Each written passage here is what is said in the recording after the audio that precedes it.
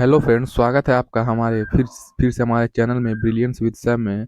यहाँ पे हम लोग प्रीवियस वीडियो में देखे थे सीटेट में प्राइमरी और जूनियर में किस प्रकार के क्वेश्चन पूछे जाते हैं। यहाँ पे फिर से हम लोग देखेंगे यूपी टेट और सीटेट में किस प्रकार के बाल विकास में पूछे जाते हैं क्वेश्चन। जो यहाँ पे देख सकते हैं आप लोग, लगभग 30 क्वेश्चन है। आपको पता है प्राइमरी में बाल विकास के 30 क्वेश्चन और जूनियर में बाल विकास के 30 क्वेश्चन आते हैं। तो यहाँ पे जो प्रैक्टिस सेट है यहाँ पे हम लोग देख सकते हैं। तो यहाँ पे हम लोग, और आप लोग मैं बता देना चाहता हूँ कि हमारे चैनल पे अभी मात्र 2-3 वीडियो में ही व्यूज़ मेरा चला गया है 1000 से ऊपर। इसके लिए मैं आप सभी का बहुत बड़ा आभारी हूँ और मैं दिल की गहराइयों से आपको धन्यवाद देता हूँ। तो इसमें पहला क्वेश्चन है, एक परिस्थिति में अर्जित ज्ञान का दूसरी परिस्थिति में उपयोग क्या कहलाता है। तो आप देखिए 4 ऑप्शन दिए हैं। सीखने की विधियां, सीखने में स्थानांतरण, सीखने में पठार, सीखने में रुचि।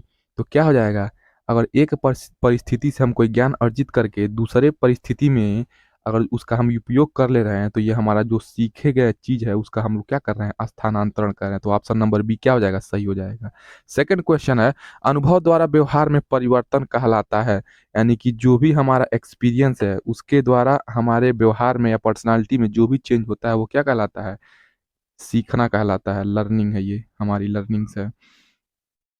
नेक्स्ट क्वेश्चन है, सांख्यिकी में वह रेखाचित्र जिसमें आवृत्तियों को स्तंभों द्वारा प्रदर्शित किया जाता है कहलाता है। ये क्या कहलाता है। और कोई सांख्यिकी या स्टैटिक्स है उसमें जो रेखाचित्र है उसकी जो फ्रीक्वेंसी है उसको हम क्या कर रहे हैं, स्तंभ बना रहे हैं, पिलर्स के रूप में बना रहे हैं। तो क्या है, पिलर डायग्राम है या स्तंभाकृति है। क्या है, स्तंभाकृति है, ये स्तंभ की आकृति है। विकास की किस अवस्था में बुद्धि का अधिकतम विकास होता है।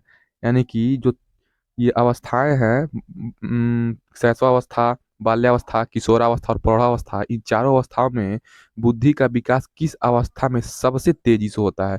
तो आपको पता है ये किशोरावस्था में सबसे तेजी से होता है। नेक्स्ट क्वेश्चन है, शिशु का अधिकांश व्यवहार आधारित होता है मूल प्रवृत्ति पर, नैतिकता पर, वास्तविकता पर, ध्यान पर। शिशु का अधिकांश व्यवहार किस पर आधारित होता है, उसकी मूल प्रवृत्ति पर। अंतर्दृष्टि या सूझ द्वारा सीखने के सिद्धांत में कोहलर ने प्रयोग किया था। किस पर प्रयोग किया था, तो कोहलर ने वनमानुष पे प्रयोग किया था। नेक्स्ट क्वेश्चन है, यह आवश्यक नहीं कि उच्च बुद्धि व लब्धि वाले बच्चे खाली स्थान में भी उच्च होंगे। क्या, ये कोई जरूरी नहीं है कि जिसकी आईक्यू हाई है वो क्या है, उसके अंदर क्या हो, क्रिएटिविटी सृजनशीलता क्या हो, ज्यादा हो। सब सारे इंडिविजुअल पर्सन के अंदर अलग अलग पावर की क्या होती है, क्रिएटिविटी होती है। किसी के अंदर कम क्रिएटिविटी होती है, किसी के अंदर ज्यादा क्रियात्मक सृजनशील होता है, कोई कम सृजनशील होता है। तो आईक्यू से कोई भी इसका लेना देना नहीं है। ध्यान को केंद्रित करने की आंतरिक दशा है। यानी कि ध्यान को हम लोग केंद्रित कर रहे हैं तो वो हमारी क्या है, आंतरिक दशा क्या है, रुचि है वो। निम्न में से किस विधि का उपयोग स्मृति के मापन के लिए नहीं किया जाता है। देखिए, स्मृति के मापन के लिए तार्किक विधि का उपयोग नहीं किया जाता है, बाकी इन तीनों का किया जाता है। प्रत्याहन विधि, पहचान विधि, पुनः सीखना विधि। क्या है, इस विधि से स्मृति का मापन किया जाता है। कौन कौन विधि से स्मृति का मापन किया जाता है, प्रत्याहन विधि, पहचान विधि, पुनः सीखना विधि। लेकिन इससे नहीं किया जाता है, तार्किक विधि से नहीं किया जाता है।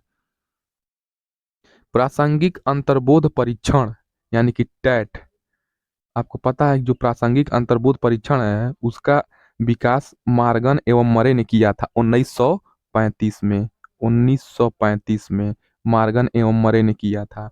लेकिन जो ये टैट है, प्रासंगिक अंतर्बोध परीक्षण, यहाँ पे क्या हो जाएगा, मरे, बस मरे दिया है तो मरे पे मार देंगे, मार्गन एवं मरे दिया था तो उस पे मार देते, ट्रिक। तो ये ऑप्शन नंबर 3 सही हो जाएगा। और इसे इसका एक और नाम, क्या नाम है, कथानक बोध परीक्षण। नेक्स्ट क्वेश्चन है, मनोविज्ञान का शिक्षा के क्षेत्र में सबसे बड़ा योगदान क्या है। यानी कि जो हम लोग साइकोलॉजी पढ़ते हैं वो एजुकेशन के क्षेत्र में अपना कौन सा बड़ा योगदान दिया है।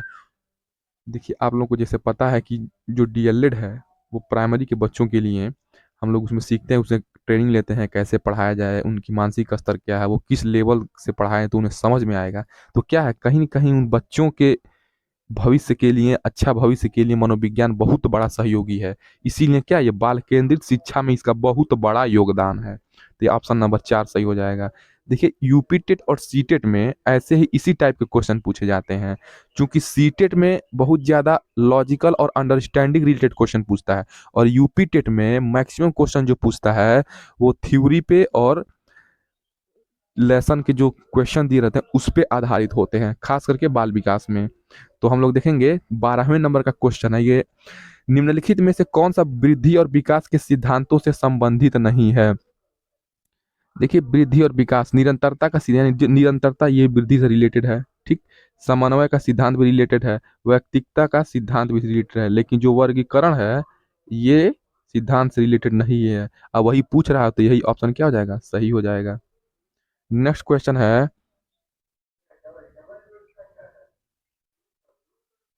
कक्षा शिक्षण में, कक्षा शिक्षण में पाठ प्रस्तावना, यानी कि अगर हम क्लास टीचिंग कर रहे हैं तो उसमें जो पाठ का जो प्रस्तावना है, सोपान है, सीखने के किस नियम पर आधारित है।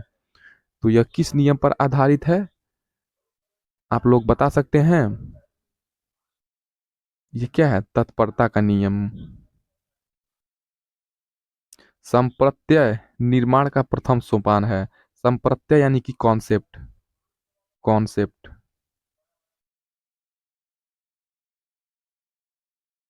उसका निर्माण का प्रथम सोपान क्या है, देखिए जो संप्रत्यय का निर्माण का प्रथम सोपान क्या है, प्रत्यक्षीकरण है। नेक्स्ट क्वेश्चन है, प्रेक्षणात्मक अधिगम संप्रत्यय यानी कि प्रोजेक्टिव लर्निंग कॉन्सेप्ट खाली स्थान द्वारा दिया गया था। किसके द्वारा दिया गया था, अल्बर्ट बंडूरा, बेंडूरा दिया है, इनका नाम अल्बर्ट बंडूरा है। 16 नंबर का क्वेश्चन है, अधिगम में खाली स्थान ने प्रभाव का नियम दिया था। किसने प्रभाव का नियम दिया था, अधिगम का प्रभाव, थार्नडाई का प्रभाव का नियम। ये तो हमेशा आपको मैंने राजन सीरीज में भी बताया था, और इसके प्रीवियस वीडियो में ये झाड़ के क्वेश्चन पूछता है डीएलएड फर्स्ट सेमेस्टर में। अधिगम में क्या, थार्नडाई ने प्रभाव का नियम दिया था। अवधान के आंतरिक अथवा व्यक्तिनिष्ठ निर्धारक हैं, क्या है, अटेंशन के आंतरिक अथवा व्यक्तिनिष्ठ निर्धारक क्या है। देखिए जो अवधान है वो रुचि, लक्ष्य और अभिवृत्ति से। नेक्स्ट क्वेश्चन है, बाल मनोविज्ञान का क्षेत्र है। बाल मनोविज्ञान का क्षेत्र क्या है, जब बच्चा गर्भावस्था से किशोरावस्था के बीच में जो भी उसके अंदर शारीरिक मानसिक जो भी परिवर्तन होते हैं उसके बारे में अध्ययन करना ही क्या है, यानी कि गर्भावस्था से किशोरावस्था की विशेषताओं का अध्ययन करना क्या है, बाल मनोविज्ञान का क्षेत्र है। वह अवस्था जो कि माता के 21वें गुणसूत्र जोड़े के अलग न हो पाने के कारण होती है कहलाती है। यानी कि वह अवस्था जो कि मदर है उसके 21वें गुणसूत्र जो हैं उसके अलग नहीं हो पाने के क्या कारण है, तो उसको क्या कहते हैं, उसे कहते हैं डाउन सिंड्रोम। क्या कहते हैं, डाउन सिंड्रोम। कोहलबर्ग के अनुसार किस अवस्था में नैतिकता बाह्य कारकों द्वारा निर्धारित होती है, पूर्व पारंपरिक, पारंपरिक अवस्था, पश्चात पारंपरिक अवस्था, या इनमें से कोई नहीं। तो जो कोहलबर्ग क्या है, प्री कन्वेंशनल स्टेज जो है, pre conventional, pre conventional, pre conventional stage होता है। ये क्या हो जाएगा, ये ऑप्शन हो जाएगा सही। नेक्स्ट क्वेश्चन है, निम्नलिखित में से कौन सा सही क्रम है। अब इसमें से आपको सही क्रम बताना है क्या, देखिए अंडाणु शुक्राणु, ब्लास्टोसिस्ट युग्मनज, ब्लास्टोसिस्ट अंडाणु शुक्राणु युग्मनज, ब्लास्टोसिस्ट युग्मनज अंडाणु शुक्राणु, अंडाणु शुक्राणु युग्मनज ब्लास्टोसिस। यानी कि अंडाणु शुक्राणु युग्मनज और ब्लास्टोसिस ये क्या है, सही क्रम है। यही चौथा ऑप्शन हो जाएगा सही क्रम में। अंतर्मुखी यानी कि इंट्रोवर्ट, बहिर्मुखी एक्सट्रोवर्ट तथा उभयमुखी तथा एम्बाइवर्ट पर्सनालिटी का वर्गीकरण खाली स्थान द्वारा किया गया था। यानी कि जो इंट्रोवर्ट, एक्सट्रोवर्ट और एम्बाइवर्ट पर्सनालिटी का वर्गीकरण कौन से मनोवैज्ञानिक ने किया था, तो आपको पता है ये किस मनोवैज्ञानिक ने किया था, युंग ने। किसने? यूंग ने। उदाहरण निरीक्षण, एग्जाम्पल इंस्पेक्शन, विश्लेषण यानी एनालिसिस, वर्गीकरण मतलब क्लासिफिकेशन, नियमीकरण मतलब प्रिंसिपल्स मान लीजिए, थ्योरी मान लीजिए। निम्नलिखित में से किस विधि के सोपान हैं?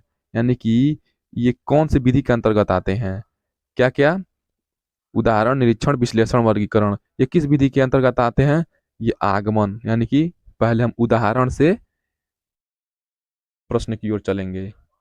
ठीक है, यानी क्या है? उदाहरण यानी कि आगमन विधि है ये, जो नहीं है डिडक्टिव इंडक्टिव मेथड, तो ये क्या हो गया? आगमन विधि। फ्रायड के अनुसार हमारे मूल्यों का आंतरिकीकरण खाली स्थान में होता है, यानी कि कह रहा है कि किस पे होता है? पराहम, पराहम में होता है। फ्रायड के अनुसार हमारे मूल्यों का आंतरिकीकरण किस में होता है? पराहम में होता है। 25 क्वेश्चन है, 25 नंबर का क्वेश्चन है। व्यवहारवादी खाली स्थान ने कहा है, मुझे नवजात शिशु दे दो, मैं उसे डॉक्टर, वकील, चोर या जो चाहूं बना सकता हूं। ये कौन से मनोवैज्ञानिक ने कहा है? ये किसने कहा है? वाटसन। और वाटसन ने क्या कहा है? कि मनोविज्ञान क्या है? व्यवहार का विज्ञान है। वो भी क्वेश्चन पूछता है। नेक्स्ट क्वेश्चन है, 26 नंबर का क्वेश्चन है, ध्यान आकर्षित होने में खाली स्थान की प्रमुख भूमिका होती है। किसकी? ध्यान को आकर्षित करने में हमको क्या करना चाहिए? स्टिमुलस की क्या करना चाहिए? तीव्रता होनी चाहिए, यानी कि उद्दीपन की तीव्रता होनी चाहिए। 27 नंबर का क्वेश्चन है, खाली स्थान छात्र में रुचि रुचि उत्पन्न करने की कला है। यानी कि देखिए, शिक्षण से तो बच्चे में रुचि उत्पन्न होगी, ठीक है, लेकिन सहानुभूति से, ठीक है, समदिष्ट से, लेकिन कहीं ना कहीं प्रेरणा का बहुत बड़ा रोल है। ठीक है, तो प्रेरणा क्या करता है?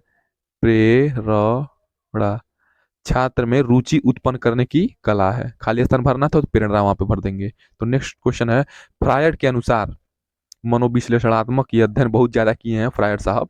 फ्रायड के अनुसार ग्रहण किए या सीखे हुए तथ्यों का धारण करने या पुनः स्मरण करने की असफलता को विस्मरण कहते हैं। ठीक। हाँ, ये बात सही है, लेकिन ये फ्रायड नहीं कहे हैं। विस्मरण का अर्थ है कि किसी समय प्रयत्न करने पर भी किसी पूर्व अनुभव का स्मरण करने या पहले की सीखी हुई क्रिया को करने में असफलता। हाँ, विस्मरण का ये भी सही है, ये जो परिभाषा दिया है ये सही है, ठीक है, लेकिन फ्रायड ने जो कहा है उस ऑप्शन को हमें ट्रिक करना है। तो जो 3rd नंबर का है वो फ्रायड ने कहा है, विस्मरण वह प्रवृत्ति है जिसके द्वारा दुखद अनुभवों को स्मृति से अलग कर दिया जाता है। उनका कहने का मतलब ये था कि जो फ्रायड जी कहे हैं कि विस्मरण वह प्रवृत्ति है, यानी कि फॉरगेटिंग वह प्रवृत्ति है जिसके द्वारा दुखद अनुभव हमारे अंदर की जो है उसको हम क्या कर रहे हैं? अपने मेमोरी से क्या कर रहे हैं? अलग कर दे रहे हैं। कहीं न कहीं वो दुख को दूर करने का वो पता है कि जो हमारी मेमोरी है क्या करती है? वो अलग कर देती है। क्योंकि ये बहुत बड़े मनोविश्लेषणात्मक अध्ययन किए हैं, तो इसीलिए इन्होंने बहुत गहराई वाली बात कही है।